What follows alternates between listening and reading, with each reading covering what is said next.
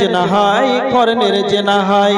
আজকে জালসার মেলাতে যেইগুলো জেনা চলছে, হাতের জেনা হচ্ছে, চোখের জেনা হচ্ছে, কর্ণের জেনা হচ্ছে। তার মানে যারা বাজারে আছেন তারা খুব ভালো করে শুনে নেন, জেনার যে কত রকম তা বিভাজন আছে। এই রকম যদি জেনা হয়ে যায় তাহলে এই রকম তন্দুর চুলাতে ছেলে আর মেয়ে, মেয়ে আর ছেলেকে অ্যাপ্রোচিং করে তাদেরকে জাহান্নামে ফেলে দেওয়া হবে। তারা চিৎকার করবে জাহান্নামের ভিতরে। এই জেনা করার কারণে আল্লাহ তাদেরকে এই শাস্তি দেবেন।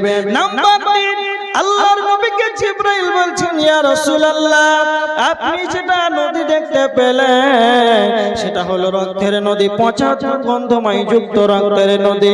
সেখানে যেন মানুষ সাঁতার কাটছে, এর কারণটা আল্লাহর নবী, এরা হলো সুদ দেনেওয়ালা, সুদ খানেওয়ালা, সুদ দেনেওয়ালা, সুদ খানেওয়ালা। যারা দুনিয়াতে সুদ দিয়েছে, যারা সুদ খেয়েছে, যারা সুদ দিয়েছে, যারা সুদ খেয়েছে, উভয় যেন একই পাপী।